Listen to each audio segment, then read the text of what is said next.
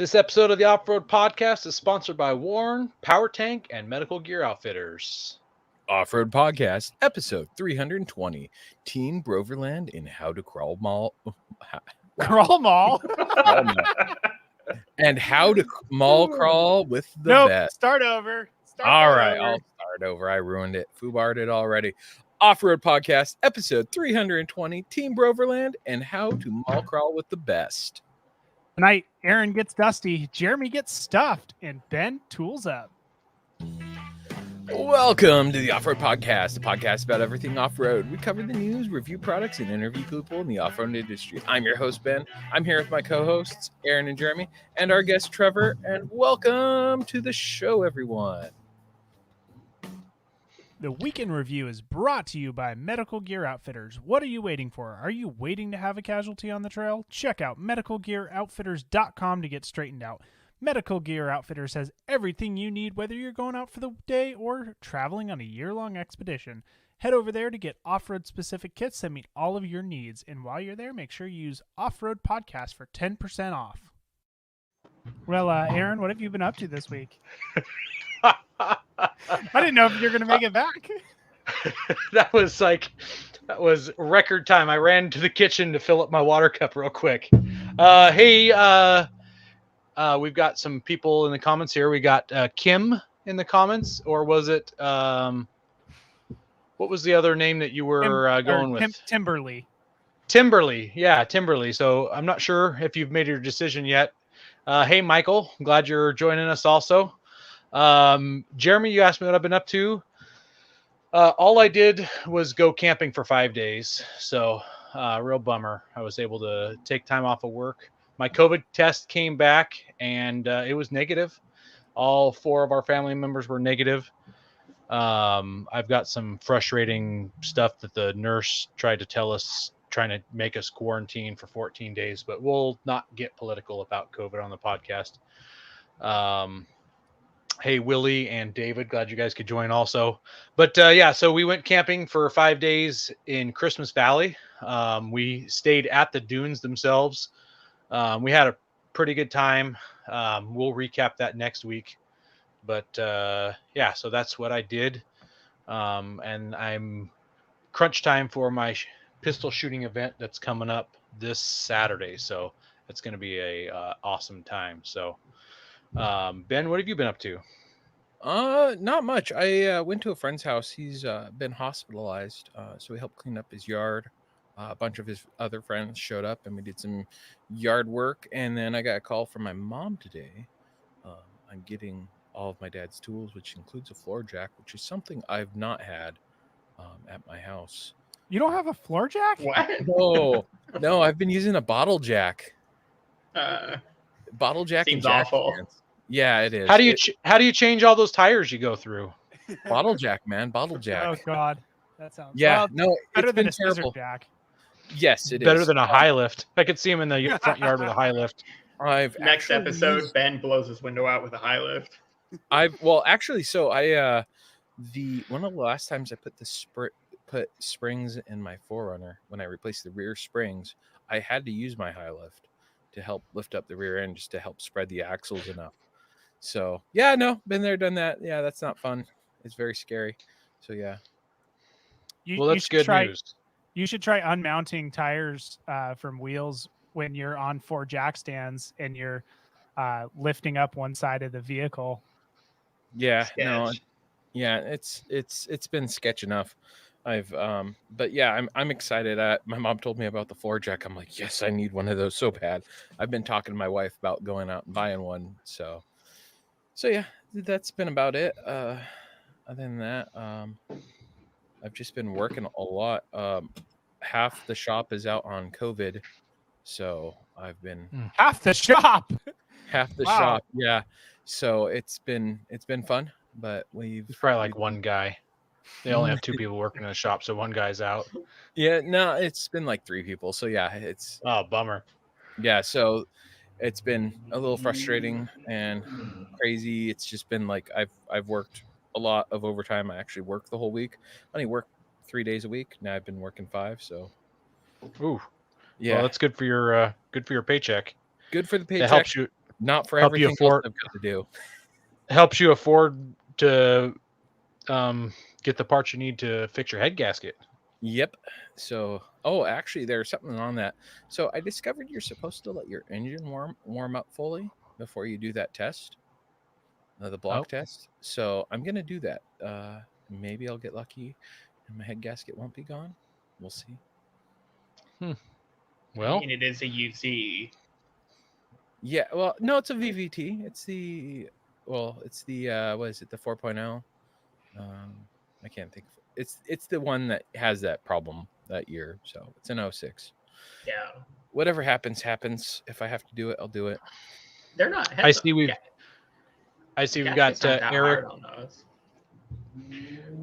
We've got Eric, Mr. Messy Buns in the comments tonight also. And John's there too. Awesome. What about you, Full house tonight. Jeremy? What's new, buddy? Well, I did get an opportunity to go out to Tahuya, so as usual, I end up there a lot. But it was nice because I got to finally figure out that I need to throw an extra bump stop in my front. So I finally got it completely flexed out to where I was finally bottoming out the bump stops, because I have the Sumo Springs, the progressive bump stops, so it has quite a bit of give to it. And so I finally got the front tires fully stuffed. The rears I had gotten stuffed, but the fronts I hadn't ever gotten it all the way in. And I found out that I was rubbing on my fender a little bit. And I don't know if you could see it in this picture, but there's definitely along the outside of the tire, there's a wear. Well, not really a wear. It's just kind of rubbing off the dust that where it was hitting on the tube on the fender. So I need to throw one more puck in there, and then I'll probably be perfectly set up. But even it's still wheelable right now. It's just barely rubbing. But I do want to get it out because it makes some bad noises sometimes. And I finally figured out that that's what the noise was making.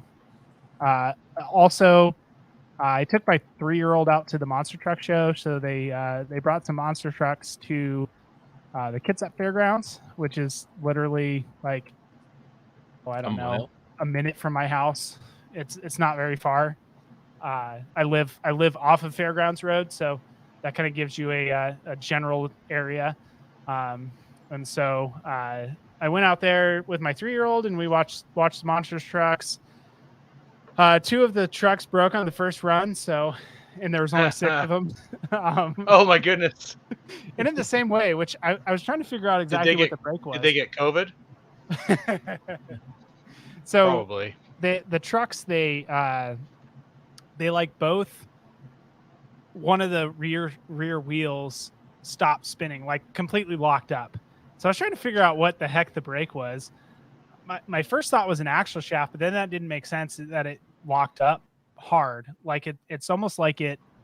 Yeah, I don't know. I have no idea how they broke, but 2 of them broke that way on the first little bit, which was a little bit annoying because then they just didn't have the trucks.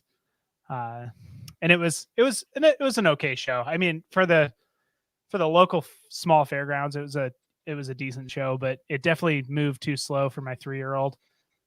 He was getting a little. They called it a transformer dinosaur that ate 8 cars, and it was so slow and so boring. Even my 3-year-old. I remember those when I was a kid going to the monster truck shows. It's like a giant metal dinosaur and it shoots flames. Yeah, and it folds out of like, I'd say like a tank. Yeah. And it was so slow. Oh my God. It was terribly slow. Yep. And I kind of feel sorry because like you can tell they spend a lot of money on this thing, and like it's got to be geared towards little kids like my 3-year-old, but he thought it was pretty boring. And so it's like I don't know who this is for now. If a 3-year-old doesn't like it, 3-year-old think it's boring. Yeah. But oh well. I mean, it was still a good time. We didn't stay till the end because 3-year-old, so we stayed for about an hour and a half, and then we took off, which is fine. That's we still missed. not bad. Yeah, and we missed it, and really we were there for almost 2 hours because we got there like 25 minutes early or something, just to try to find a seat. So it was a good time. It was fun to. I've actually never been to a monster truck show, so it was kind of fun to see some monster trucks in person. But Wait, you've really never been to a monster truck show? nope, never. Wow. I've only been one time, and it was when I was, I don't know, maybe 5 or 6 years old, and I think that was my first time having an elephant ear, and I must have eaten too much sugar or something that night, and I threw up in my bed. So that's Oh what I no. Well, Well- you know, that's as bad as me like never riding a ferry. I've lived in Washington, never ridden a ferry. Yeah, how does that That's happen? impressive. Yeah.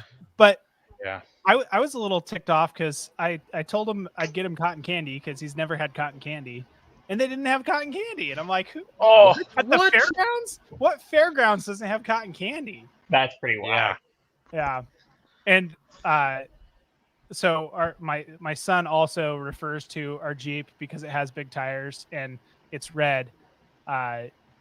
Lightning McQueen monster truck Jeep is what he calls it. Oh, Um, okay. but I haven't heard him call it that after seeing the monster trucks and how big their tires are. I guess they make 40s look small. Yeah. Just a little bit, yeah. I think they're probably like 80s or 70s, something like that. Well, Trevor, what have you been up to this week? Ooh, this week. Last weekend we went up to Reeder. Hit some trails up there, which most of us had never been to Reeder before, so that was a lot of fun. No one really broke anything, which was nice. For once. That's always a success. Yeah. So and then this week I dropped my transmission pan, did transmission service, replaced the filter fluid, and I Whoa. Toyota guys like service their rigs to prevent them from breaking down. 50% of the Toyota guys on this podcast do service their rigs. Depends on the Toyotas don't need to be serviced. I thought they were so reliable. Yeah. You don't They have to. You don't are. even have to They service. are. You don't have to service them. Wait, No, Trevor, do you do retorques too? No. Well, yes. On stuff that's not Toyota, I do. There's some Ford parts in my truck, and there's a whole lot. Whoa. But no, I tested my transmission fluid pressure, and it was like 6 psi below the bottom of the threshold. So I was like, it's either pump or I know, like, I don't know. I don't want to get too deep into it because it's kind of annoying, but some of the He doesn't want to get too deep into his tranny, is what he's saying. Yeah, exactly. The pressure valve is adjustable on most autos. So I took it apart, put a new solenoid in, adjusted it to the highest setting, and then that put me at the very top of the threshold after I was done. And then today this weekend I didn't do a whole lot, didn't do any wheeling or anything because I need to straighten my skid plate out before I put it back on, and then put coilovers on the girlfriend's race car, and that was about it. The race car, huh? Yeah, you got to tell us more about that. She's got a FJ. Sorry, I read FJ in the comment. She's got a 04 IS 300 that she drifts, and we put new coilovers on it today, and then she also blew up second gear for the second time in the last 6 months. So it's down. Oh, wow. I have to put a new transmission in it as well. So is that a problem with the transmission design, or is or the way she drives? Yes. So the transmissions in the factory transmissions in those are inherently weak, but they should hold up to the factory drivetrain as well. So she drives very aggressively, which is cool to watch, but it also is very hard on stuff. And then she gets excited because it's a four-door, and we'll put 4 people in the car and do. So you add a few 100 pounds and people, and it just makes it even harder on stuff. So she blew a motor up last August, so a year ago, last month, and then put the new motor in, new clutch, transmission was factory still, Then a couple months later, she blew a transmission up.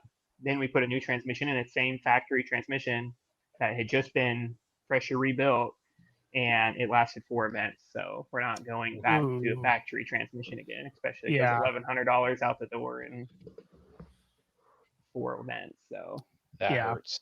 That does. Yeah. That gets expensive. yeah, luckily I don't have to pay for any of it, but I still have to do all the work, or most of it anyway. Cheap labor, man. Cheap labor. Yeah. Wait, you said earlier you were in a apartment, so you're doing all that work in an apartment? So allegedly, we have a garage at our apartment that you're not supposed to do any work on. But if you keep the garage door shut, they don't know what goes on in there. Wait, There you it's go. actually part of the lease that you're not supposed to do any work? Yeah, you're not even supposed to open your hood at the apartment. What? Why? Wow. I don't know. What They got Karen real is in mad. charge of that? Yeah, exactly. They got super mad one day because they told me I couldn't do any maintenance on my vehicle at the apartment, but I had my I was in the garage. I had both my axle shafts pulled out, and my rear third member out on the floor because I was checking some stuff. And they're like, "You can't do any maintenance here." I was like, "Well, it won't move right now, so I got to put it back together at least." Yeah. I mean, So Dan wants to know what FJ parts are actually Ford parts, but I'm going to tell Dan that he's going to have to wait till we get to the main topic to find that Yep. out. We'll talk more about that later for sure. What were you saying now, Jeremy? Now that I cut you off? I guess they have to be concerned about you spilling oil on the garage floors and staining them, but like if that's your concern, like just, epoxy them. Yeah, so I asked, actually, that's funny that you bring that up. Before I even moved anything into the garage, I said, "Hey, can I epoxy coat this floor? I'll pay for it. I'll do it myself. You guys can check it out after I do it and all that." And they said no, that they didn't want to do that. And I'm like, so raise the value of this garage. They're like, "No, let's not do that." Yeah, let's not do that. Because I told them, I was like, stuff might leak and stuff in here, and I was like, I don't care about getting my deposit back, but it was like, no, it would have been easier for me to clean stuff up afterwards instead of soaking into the concrete. But Well, I mean, do they limit what vehicles are allowed to be owned by the tenants? Then, like, sorry, you can't own a Jeep at this apartment; it'll dirty the ground.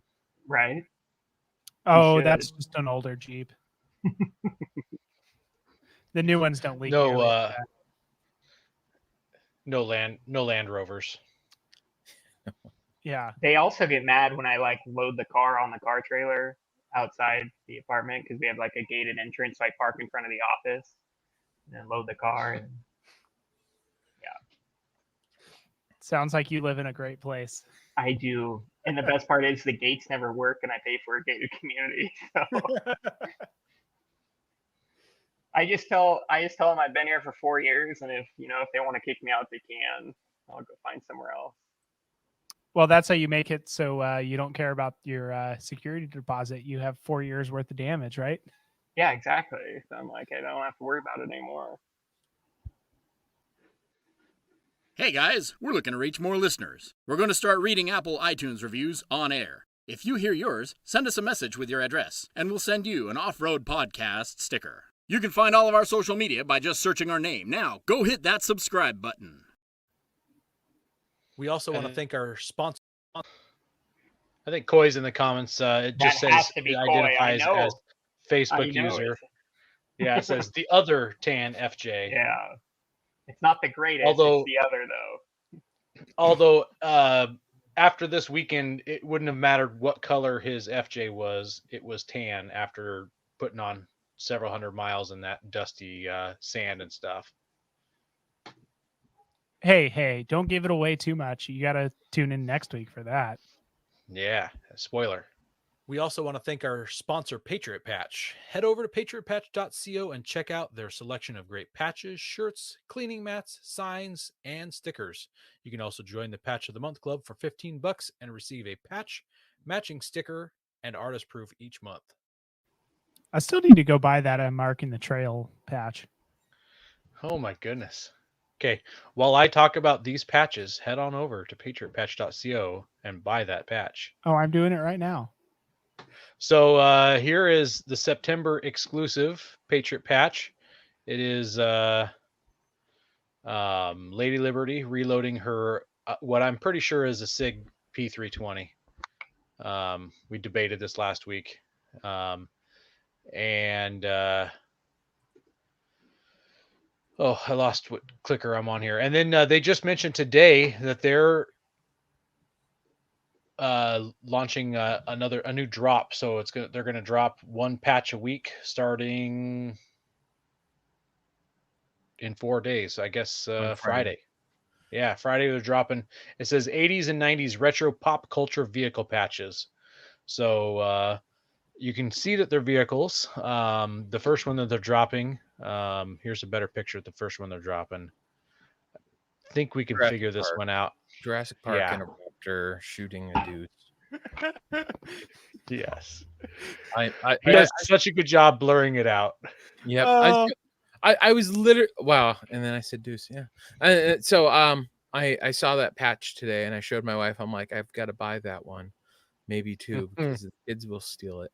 And she's like, Yeah. oh, that looks cool. I can kind of tell it's a Jurassic Park one. Hey, you can just buy me kind one of tell. when it comes out, so you can pay me back for the Pokemon patch that I bought you. That you That's never right. paid me back Oh. for. I still owe you for that, don't I? Yeah, so you There can you just give me that one. So There you I have go. some speculations. So the one that drops the week after, I'm gonna guess an A team one, Oh yeah, totally Okay, an That's a 18. good guess. and Okay. then not sure for the 924 one. Oh, All is right. 10-1 Speed Racer? I won't spoil it. No. No, No, and then it's not Speed Racer. the 10-1 is gonna be the DeLorean. Oh yeah, that's the profile. That is a DeLorean profile, and I'm gonna guess maybe an an 8 was it A10 Warthog, a combination maybe with it. I don't know. It's got a big gun on the front of it. The sides of volt, so who knows? Maybe it's a laser gun. Well, So- I won't confirm or deny what any of them are, since I know Have what been they talking to are. your boyfriend. tells you. Yeah. Trevor's over here with his getting ready to pull out the peanut butter. Well, you got to have sriracha too. How they know when to stop. It gets a little spicy. Wow. on that, let's segue. The news is brought to you by PowerTank, the ultimate mobile onboard air system for performance, versatility, and reliability. They are your source for all air-related accessories. Check them out at powertank.com.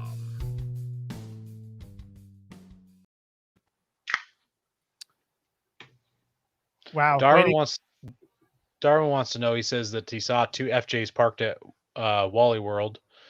Do FJ drivers park near each other so that other FJ drivers see them?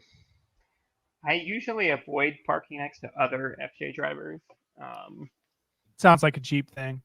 I usually park next to Jeeps so I can make them feel bad, but that's I love Feel it. bad. Yes. Okay.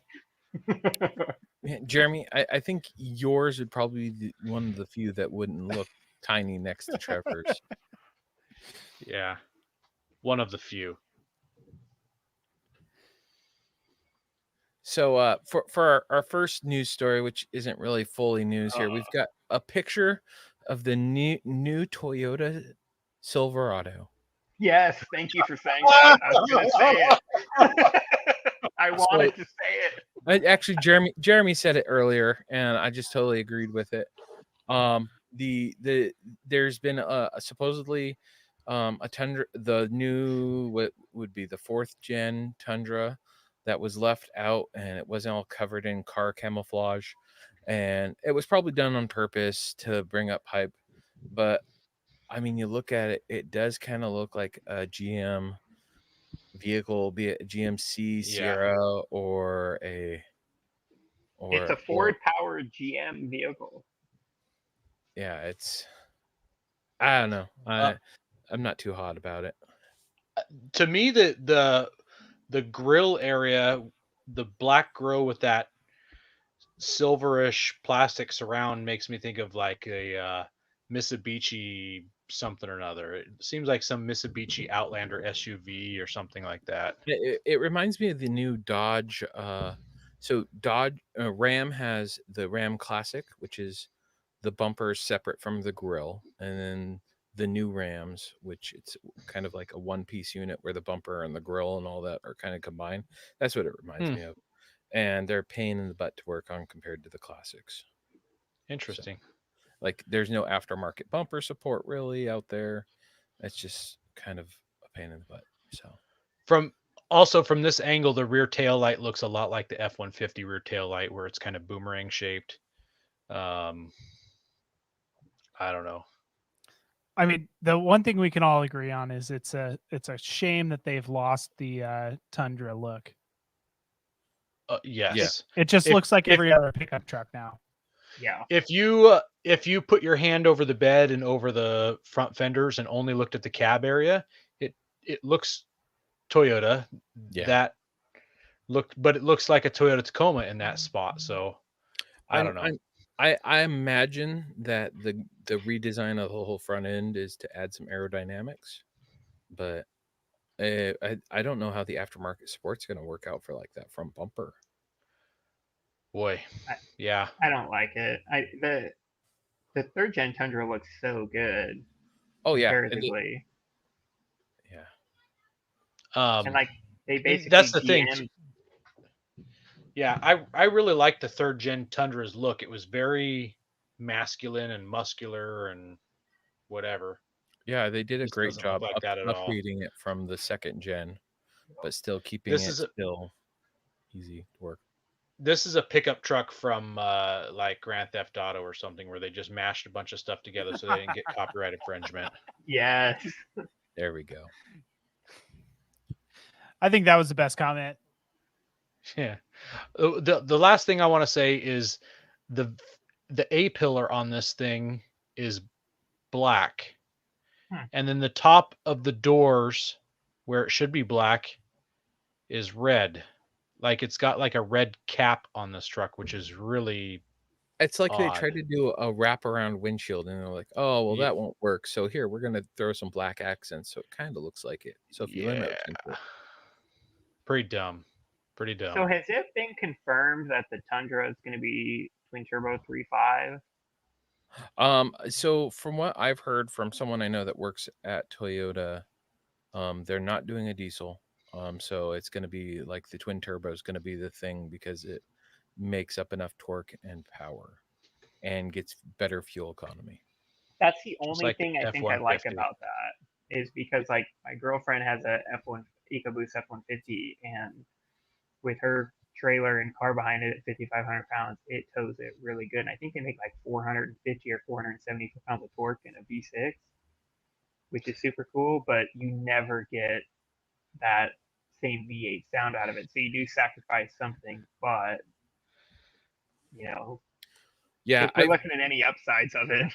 Yeah, well, I've driven a twin turbo Jeep that was on, I want to say it was a JL on 32s, or not 32s, I'm sorry, 38s, and I actually was able to accidentally break the tires free coming around a corner.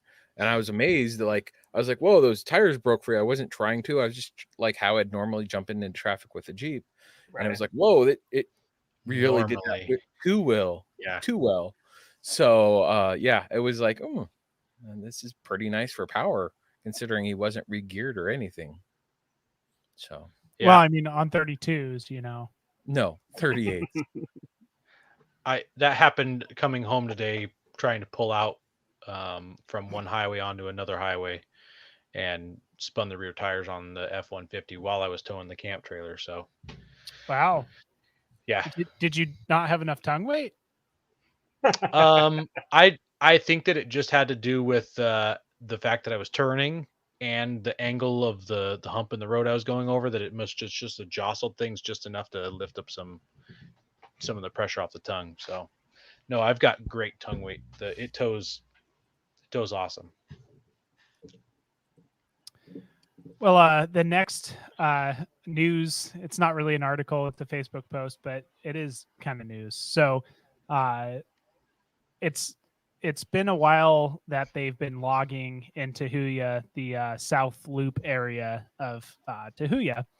And so this last week on September 1st is kind of when it was reported, but there was a bunch of logging equipment that was destroyed. And yeah, they say destroyed, not damaged. And so the logging company said that about $2 million in damage took place.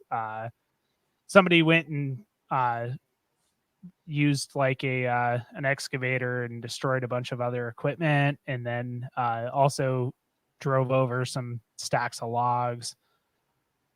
And so, yeah, this is one of those disappointing stories that you don't want to hear about in the off-roading world. Hopefully, I mean, I hope it wasn't an off-roader, but you know, let's face it, it probably was being out in Tahuya. It was just somebody who's somebody dumb, not thinking about what the heck they're doing, and you know, sees just like a big nameless, faceless company. But you know, the problem is like Tahuya and a lot of places that we get to off road, they're working forests, so they're, you know, a bunch of trees that are meant to be logged, and we're just very lucky to be able to go and off road in them. So, you know, this type of thing is really disappointing to see because it's the type of thing that gets places shut down. Because if you know, if it's a working forest and you know you have a company that just took $2 million in damage, you know, it's hard. It makes it harder for other companies to go and bid on future contracts in that area if they look and see what happened here. And that can actually just get the off-roading shut down because side-by-side driver, it's possible. Who knows? But yeah, you know, we make jokes, but this is really a kind of a serious thing. And, you know, it hits close to home because it's my local park, but you know, this is just something you don't want to see anywhere because we don't want to get our places shut down. And this is a really good way to get shut down. Absolutely. And now they're talking about shutting down West Loop, which is one of the, you know, one of the best areas in Tahuya. Yeah. So it only takes one signature probably to shut it down. A V8 swap JK guy. Come on, Tim. It wasn't me. I guarantee you that. It really only takes one signature to close it down. All they have to say is, hey, this is not safe for our equipment or our business. We need this closed down while we're working here. That means we lose access to it while they're working. And then they're also not going to care about the trail that's right there. So they could just plow it down. Oh, my truck, our work trucks can now get in here really easy. And then we get it back open if we do. And that's part of it. So the company that's been logging it has been Mankey, and so Mankey has been working pretty heavily with the quadrupeds, which are the off-road club that services Tahuya, and they've done a really good job of maintaining the trail the way it was. So, you know, they've kind of gone out of their way to maintain the trail the way it was, so that way when they're done logging out there, you know, it doesn't take very long to reopen up South Loop. But you know, this type of thing, you know, why would they, like Ben said, why would they go out of their way to help us out if somebody is going to go out there and destroy their equipment? And you know, it's just one of those things that you really don't want to see in any area. It really gives off-roaders a bad name. Even if it wasn't off-roaders, it still, you know, is one of those things that it happens in our area. We got to be, you know, keeping an eye out. And I also just want to throw out there, if anybody knows anything about what happened, I know that they mentioned that they had some photos because let's face it, no company's going to throw a bunch of equipment out in the woods and not have some sort of security equipment out there. So, but if anybody knows who did this, you know, don't keep it to yourself. Definitely come out and out them because they're being dicks. So, yep, I have no problem somebody ratting on them. And that it's just insane to me because that's like I've seen anywhere from, you know, BXJs to third gen Tacomas that have messed up private or public land for enough people in general, and it's mostly just people that don't know and aren't educated on, you know, vandalism's one thing, but like there's a couple years ago there was a guy at a BXJ that was caught doing donuts in the meadows up in Natchez area, and it's the same thing. It's like it's just people that don't understand and don't comprehend the, you know, And what we don't all care. put into, yeah, and don't care, and a blatant disrespect. And I get it. Like there's some things, and like right now, half of the Pacific Northwest is shut down because of fires and stuff like that. And you can break that down to poor forest management and politics if you want to, but at the same time, it's like I know a lot of people that are going up into these areas anyway, and that just gives everyone a bad name. And no, Tim, he didn't say nachos. He said nachos. I'm in for nachos Kim. too, though. Hey, yeah. Kim. Oh. Not Tim. Kim. Timberly. I'm Timberly. I'm on Team Timberly. Use her proper pronouns. Yeah. Well, I'll just end this with if you know something, report it, please do. And if you see anything like this, do your best to say something to the people that are doing stuff, be it, driving in a spot they shouldn't be or whatever. And do take the time to educate them. Don't like sit there and snap a picture. Literally walk over to them and be like, hey, you're being dumb. Here's why. Here's what it can cause. Because you could help prevent this an area from getting closed down so that you can go visit there in the future or someone else. My best example of that would be look at Surprise Lake. I saw someone posted up pictures of, hey, remember going to Surprise Lake? That used to be a fun place to go. Can't go there now. Used to be. No. Yeah, I never got to get out there. Yep. Go prepared with Warren Industries. They produced the first recreational winch in 1959 and lead the industry with their dedication to quality and reliability. When you dig yourself in deep, make sure you have the right tools to get yourself out. Get Warren equipped and go where others can't. Now, let's get ready for adventure and head into our main topic.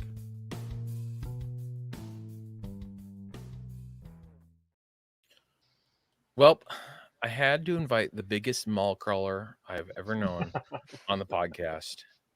Trevor, welcome to the show. I don't know. He's gone up Sasquatch, and Ben, I don't see you going up Sasquatch right now.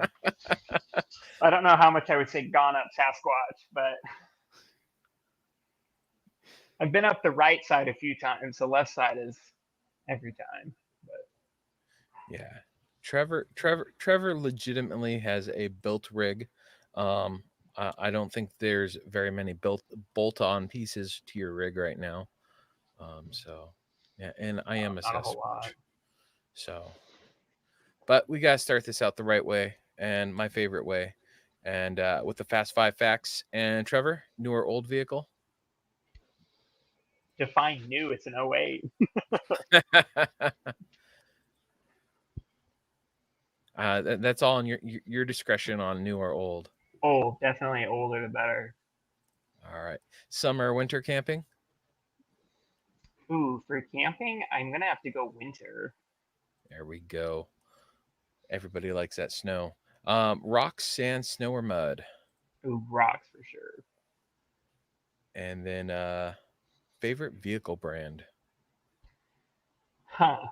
So I think Jeep. Toyota is going to be a long-term favorite for me, but I do have to say I'm huge into performance motorsports. Nissans. And well, I'm not a huge Nissan fan, but what Ford has been doing with the Bronco and the Raptors and stuff like that, it is super impressive how much time and effort they're putting into motorsports, and with their drift program, with the RTR team and stuff like that. Ford is doing a lot for performance cars, at least, where Toyota, you don't get as much of that as you used to.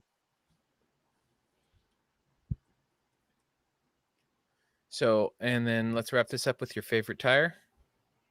Ooh, Milestar Patagonia. The Patagucci's. Patagucci's for days. Well, how did you get started in off-roading? So when I was going to college, a brisk like 6-7 years ago, I had an '88 Blazer with a built 350 in it that had 32s on it, and it made like almost 400 horsepower, and I'd go drive that around sometimes hit some random mud holes and get it dirty and stuff like that. And then while I was going to school, I decided to make a semi-responsible decision and buy a just two-wheel drive S10 to get better fuel mileage and just be more reliable. And instead of 8 miles per gallon, like 28 miles per gallon. And then when I started working, I was like, I need to buy something that, I can drive over Snoqualmie every week in the hunting season and camping season. So I decided to start looking at Toyotas. I was looking at Tacomas originally, but I was like, I can buy an FJ that are like the same chassis that's $8,000 cheaper than a Tacoma I was looking for at the time. And my other option was looking at 4th gens, and basically to get a rear locker and everything to make the truck, keep it mild and great for hunting and camping. I was like, FJ seems to be the best bang for my buck, so I ended up going that route. I bought my FJ almost 4 years ago in December, and then went snow wheeling 2 days later, and then started hitting other trails, and then it's just been a uncalled for snowball effect after that to turn it into, I bought it on stock height on 33s, and now it's, long travel 4.9-inch on 38s.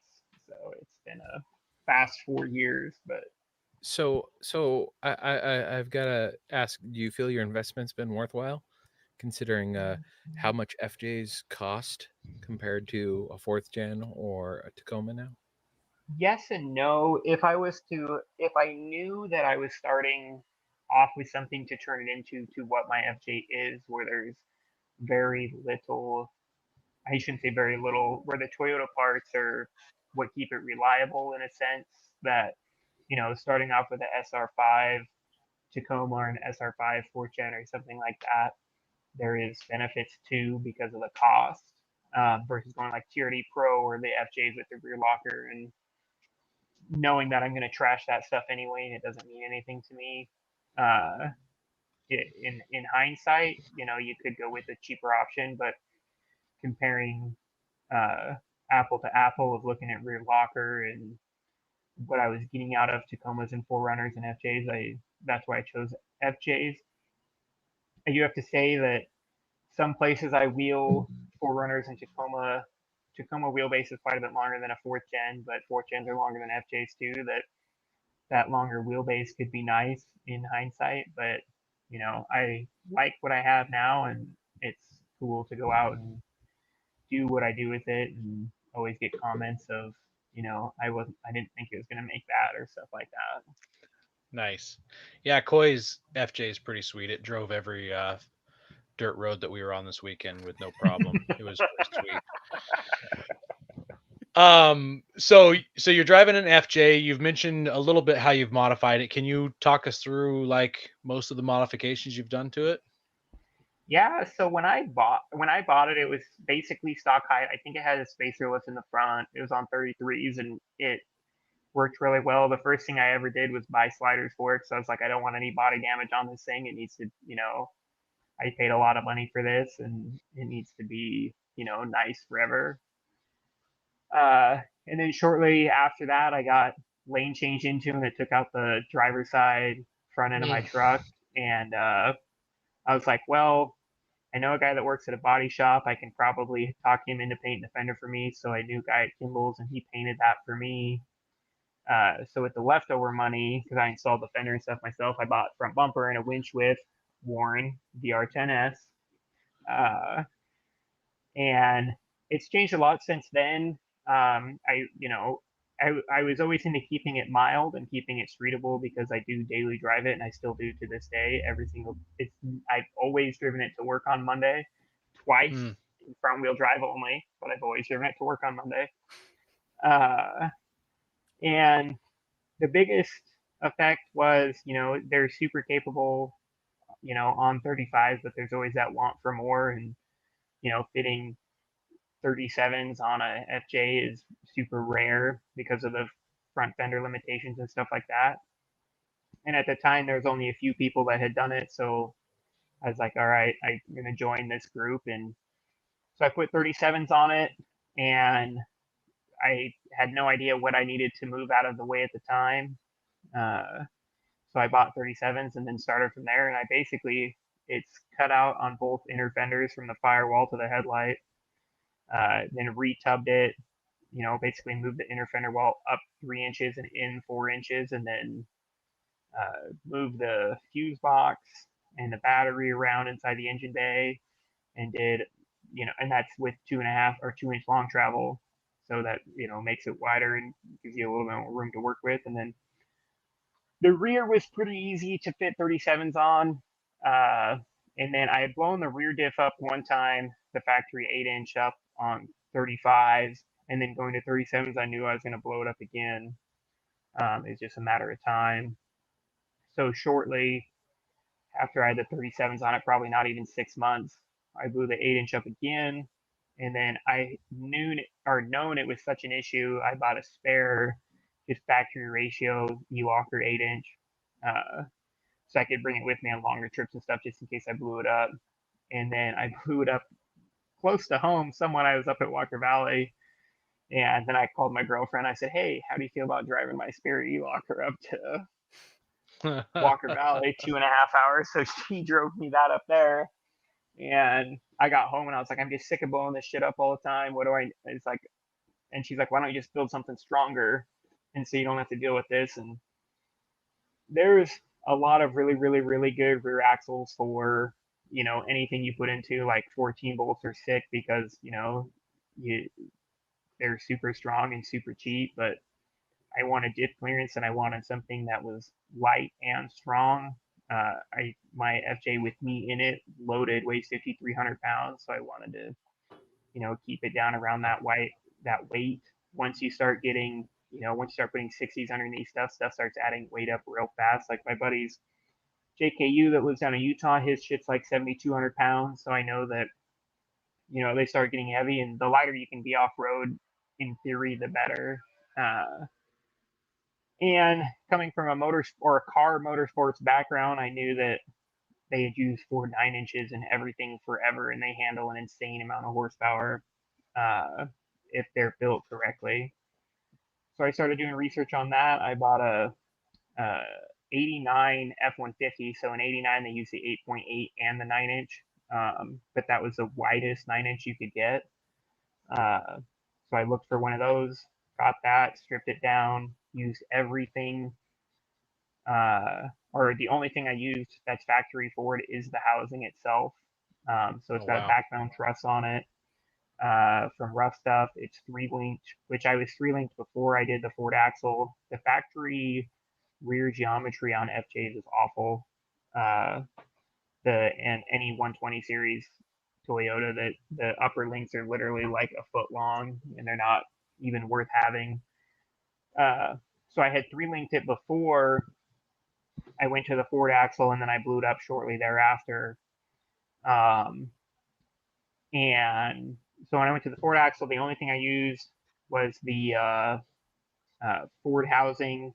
It's got nitro gear, chromoly 35 spline axles in it, ARB RD99, which is 35 spline E-Locker, 488 race cut gears. And the biggest thing with the 9-inch, the weak point is the third member. In the Ford world, they call it a dropout. Toyota world, we call it a third member. And they actually blow the pinion out of the bottom of that dropout. So I went with the Strange Engineering Pro HD dropout. And according to them, this whole setup should be rated for like 1,700 horsepower. So it was definitely a big chunk of change more expensive than doing something like a 14 bolt in the back, but I have my diff clearance is an inch lower than it was on an 8-inch, and 2 inches higher than it would have been with a 14 bolt that was shaved. So it was that was huge for me. And I added some simple things to it, like they call it a load bolt that makes it way stronger, and I was able to use. I actually used my factory Toyota drive shaft, which was huge. I used the factory Toyota brakes. I had to make my own brackets and stuff for. But doing all of that stuff just made it, as factories, I could make it. The only thing I don't have is wheel speed sensors in the rear. so ABS does not work. But I had ABS almost run me off the road one day because it thought my rear tire was locking up and it wasn't. So it applied brakes to my front wheels and pulled me into the other lane. Oh Uh, man. so after that, I pulled the ABS fuse anyway, so I haven't ran ABS since then. Uh, but other than that, no, it uses factory FJ springs, factory or not factory, that's Dobinson springs, but factory location shocks, except for I lowered the shock mount an inch and a half to get a little bit more up travel. Uh, Factory driveline, it's pretty plug and play for what it is, and I have put it through hell and back in the last year and a half, and I haven't blown it up yet. So I feel like if I would have blown it up, it would have happened already. Um, so with all those modifications, is there something that you haven't modified that you plan to in the future? I I toy back and forth with solid axling it all the time in the Hmm. front. Um, it is cool because there's not a lot of 120 series out there, which is FJGX, Tacoma, 4Runner. It's all the same front end that do what I do all the time. So it's cool when you go out to places like we went down to Utah this year and we ran Pritchett Canyon, which is uh, quote unquote the hardest full body trail in Moab, uh, and very few IFS rigs have ever entered the trail, and even fewer have ever done it without winching. And I was able to do it, without. Well, I pulled line in one spot, I backed down, and then reattempted the line after that, and then I was able to complete it. Uh, so very few vehicles completed every obstacle on that trail without pulling line. So it's super cool in the fact that I'm able to do stuff like that with how it's set up. But I also look at how much more capable it would be if it was solid axle front, and then do a similar setup to I have in the rear, do a Ford 9 steer axle in the front like Spider Track's housing or something like that. But it's all time, and it's currently still a daily driver, so it's nice to keep it reliable and simple enough. Did you upgrade your steering rack yet? So I'm still using the factory steering rack, but I do use aluminum bushings, quote unquote. So I use solid steering rack mounts versus I eat up poly and factory mounts pretty quick. So I switched to I just custom made some aluminum mounts. That's the benefit of being a machinist by trade. Uh, and then I used a modified Tundra tie rods. So I made my own tie rods based off of Tundra steering, which they're way bigger. I've only broke one steering rack, and it actually happened while we were in Utah, but I was concerned enough about it going down there, so I brought a spare rack with me. So I blew a rack up while we were there, and it was kind of something stupid. We had just finished the hard obstacle on Canes Creek, Hamburger Hill, and it's kind of like an access road after that. And the left side is like basically a straight drop off down to the bottom of the canyon, and you're up against a wall on the right side, so you just kind of favor the wall that whole time. And us Toyota guys like to go a little faster than we probably should on these trails. And I hit a rock probably doing 25, 30 miles an hour, and it just, went to full lock that way, and it broke one of the teeth off the pinion gear on the rack. And, it was a stupid break, so I haven't actually broke one doing anything that, was quote unquote difficult. It was just, one of those fluke break things. So we swapped it out in an hour at the Airbnb, and we was able to drive it back there just fine without any issues. But I don't think I'm going to upgrade the steering unless I've talked to a few people that have 200 series racks, and no one's been able to confirm to me whether it's noticeably different when they're steering or not. A lot of people have just told me that, it's stronger, which I don't really care a whole lot about the strength because I've been, lucky so far. But if it actually makes it easier to turn when you're at like 6 pounds and, locked in the front. Yeah, I've seen what is it? Marlin Crawler has like this whole upgrade kit, and I think it uses the 200 series Yep. They use it as part of their new long travel kit that I think it was Fred from Dirt Every Day has on Yeah. his 4th gen on 40s. Yeah, that kit is probably the best long travel kit that's currently made.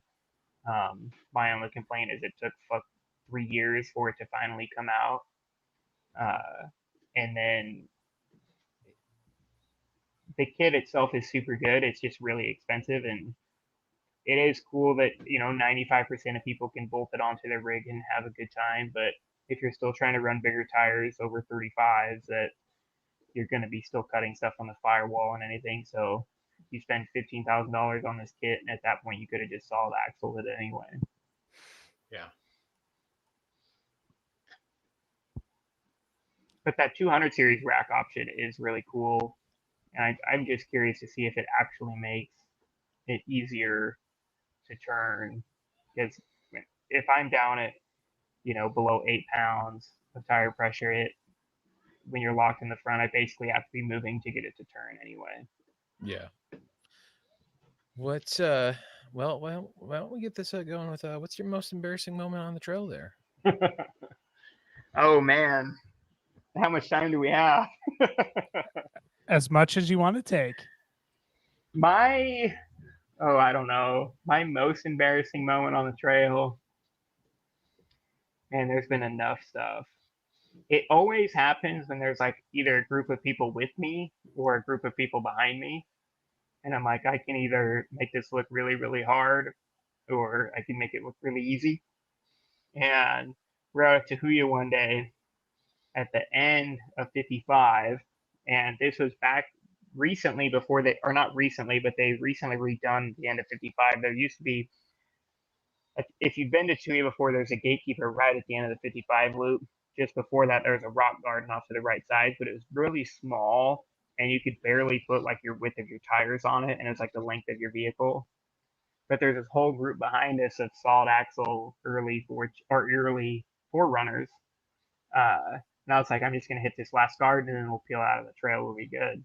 Well, I had hit it and my rear tire slid off and my front tire slid off at the same time, so I was hung on the transmission cross member and diffed out at the same time. So all four wheels are off the ground on these two rocks when they pulled up behind me. And I was like, well, I guess I kind of deserve that. That's probably my worst. Well, to juxtapose your worst, what was your biggest win on the trail? I think, man, it's wild to think about because there's simple stuff in Washington that I've been denied on enough times where when I complete it and I'm with my group of friends, it's like the best feeling you've ever had in your life. And then rolling off the end of Pritchett Canyon, knowing that I had ran every obstacle without winching, and we ran. I think we got 9 rigs or 7 rigs through the trail in like 6 hours, which is pretty fast for how gnarly that trail is. And it's like that all goes to the guy that was spotting us that day. He's ran that trail dozens of times without any issues. So I mean, it goes back and forth to kind of in the moment. I don't think I could go back down to Utah and run that trail again unassisted like that. And then there's things like a couple weekends ago we were in Tahuya, and I had never finished the left side of Tahuya on Sasquatch, and the last time we were there, I had went and redid my rear link setup on it just to give it more anti-squat so it wouldn't squat so much on hill climbs like how steep Sasquatch is. And then I got all the way to the top, was literally like 2 rocks from the end and blew up a CV. So it's like there's stuff like that goes on, and like that, it felt like the wind getting up to where we got to, but it also felt denied at the same time because we were so close to the top and I broke. And it was more a break on a stupid decision. It wasn't even a hard spot I was in. I was just super bound up and I should have just put it in 2-wheel drive and let the ass end swing over. Instead I tried to back up, but yeah. So do you have a favorite place that you like to go? Like it's the place I feel the most comfortable with, or it gives me the challenge and I just like to run this over and over? Do you have a favorite off-road park or a favorite? Maybe it's not even like rock crawling or something. Maybe it's just exploring or overlanding a specific national forest or national state forest or something like that. My favorite place in the whole United States that I've been to is Utah. Like, I could spend days and days in Moab and never get bored of those trails.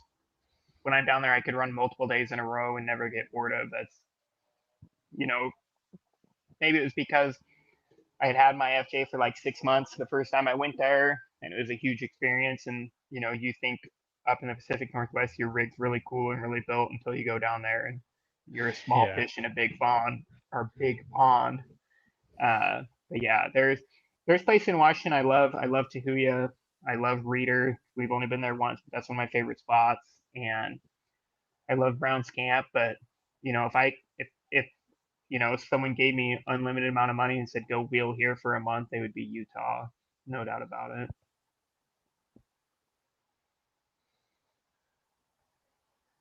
Is there any places that you want to go that you haven't been to yet? Yeah, a long list. uh, What's top on that list? Top of that list is Johnson Valley. There's so many things down there that I want to wheel. I want to go down there for hammers uh, when the big dogs are out there, but wheeling during Hammers Week is half impossible. So it'd be one of those things of going for the experience of being at Hammers versus going and wheeling Johnson Valley on a separate weekend would be both of those. Like that's my number one. I like really really hard rocks. Uh, I'd love to go to the Rubicon or Fordyce or something like that, which both those trails are no joke. But I like going places that 95% of people are like, no, I would never touch that place. That's what gets me excited.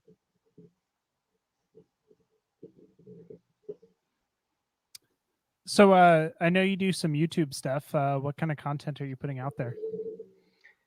Pretty much anything that I do, it's anywhere from I don't. You guys have done enough of it. Wheeling and taking video at the same time is like a full-time job. Getting out of your vehicle, what's nice is some of the guys I wheel with are really really cool, where I can hand off the camera and say, hey, video this, and makes it easy. But if you're with a smaller group and you're trying to get good video content and stuff like that, it feels more like you're working than wheeling. So I've basically been doing it, recently, that it's, take video for half the day, then the other half of the day enjoy it, uh, and then worry less about getting the good shots and just setting up the camera on a tripod and taking video and being able to take snippets and stuff from there.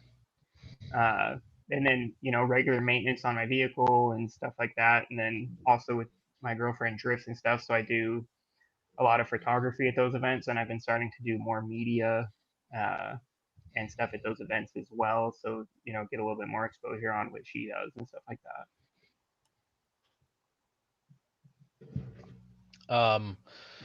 I didn't know this, but Ben was talking to you before the show about you doing a podcast. Also, what's your podcast about? The podcast that me and my good friend Steven do, he's out of California, so we've only actually met or hung out in person one time. But it's called FR Locked, and it's basically anywhere from having people on that are manufacturers in the industry. Like Arn Keith is one of our big friends that is always on there. Durabomb Swirl, he's always on there. To talking about pre-linking a vehicle, suspension geometry, and stuff like that. It's a little bit more in depth than a lot of basic uh, stuff that we talk about on a regular basis with our friends and stuff. And we try to keep it more like campfire talk, where a few guys sitting around just bullshitting about whatever, um, stuff like that, and covering stuff that's super technical or stuff that's pretty relatable in a way.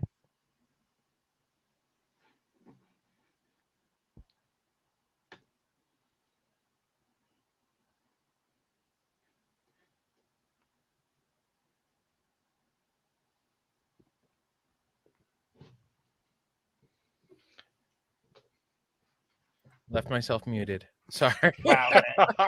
Man.